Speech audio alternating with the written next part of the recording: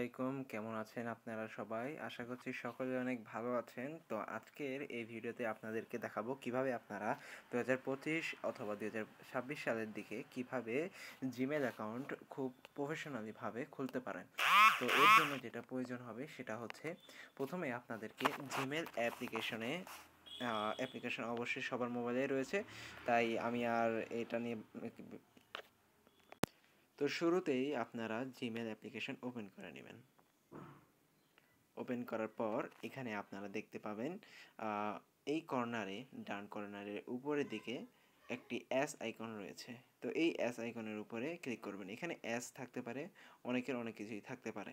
তো এইখানে ক্লিক করার পর দেখবেন আমার এখানে অনেকগুলো অ্যাকাউন্ট রয়েছে, যেগুলোকে আমি নেট প্রাইভেসির সাপেক্ষে এখানে ব্লার করে রেখেছি। তো আপনাদের যেটা কাজ সেটা হচ্ছে এখানে লাস্টে একটা অপশন থাকবে অ্যাড অ্যাকাউন্ট।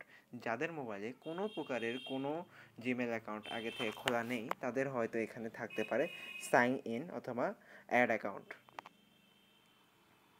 তো এখানে কি দিয়ে সেট আপ করবো ইমেলটাকে? তো আমরা এখানে জিমেল যেটা আছে এটাকে গুগল দিয়ে এখানে সেট আপ করতে চাচ্ছি। তো এর জন্য গুগলের উপর ক্লিক করব।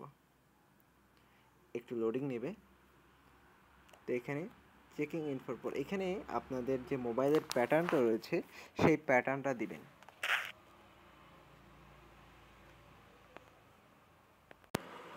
এরপর এখানে দেখবেন ইমেল অর ফোন এইরকম একটা খালি ঘর রয়েছে। তো আপনারা এখানে না ক্লিক করে ক্রিয়েট অ্যাকাউন্ট এই অপশনটাতে ক্লিক করবেন। এখানে পার্সোনাল ইউজের জন্য করতে পারেন এবং বিজনেসের জন্য কিন্তু খুলতে পারেন। তো আমরা এখানে পার্সোনাল ইউজের জন্য করব, তাই এখানে মাই পার্সোনাল ইউজ এটার উপর ক্লিক করব। ক্লিক করার পর একটু লোডিং নেবে।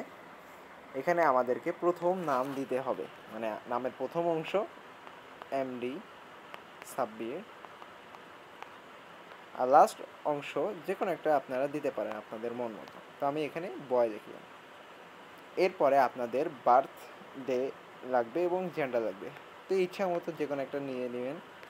এখানে কেউ তো আপনাকে আর পর্যবেক্ষণ করছে না বা কেউ দেখছে না। তো জেন্ডার আমি এখানে মেল এটা দিলাম।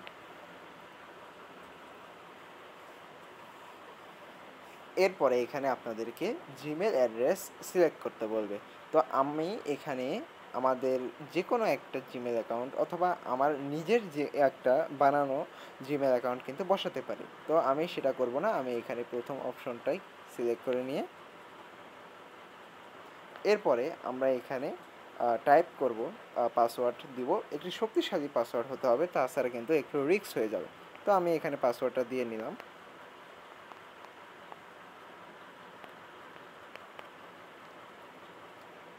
পাসওয়ার্ড দেওয়ার পর এখানে একটু লোডিং নেবে এবং আমাদের এখানে রিভিউটা দিচ্ছে। তো নেক্সটে ক্লিক করব। এরপরে এখানে আমাদের একটা প্রাইভেসি অ্যান্ড টার্ম আসবে। এটার সাথে কি আমি একমত? অবশ্যই এটার সাথে আমি একমত হব এবং নিচে স্ক্রল করে আই অ্যাগ্রি লেখা থাকবে, আই অ্যাগ্রির উপরে ক্লিক করব। একটু লোডিং হবে এবং দেখতেই পাচ্ছেন যে লোডিং হওয়ার পর গুগল সার্ভিসের পেন্ডিং দেখাচ্ছে, চেকিং ইনফোর পেন্ডিং দেখাচ্ছে এবং একটু পরে আমাদের কিন্তু অ্যাকাউন্টটা এই তো এখানে মনে হতে পারে কিছু একটা হয়নি, কিন্তু আমি ব্যাক করব। আমি ব্যাক করে এগেইন ঢুকবো জিমেলে এবং চেক করব যে আমার অ্যাকাউন্টটা খোলা হয়েছে কি না।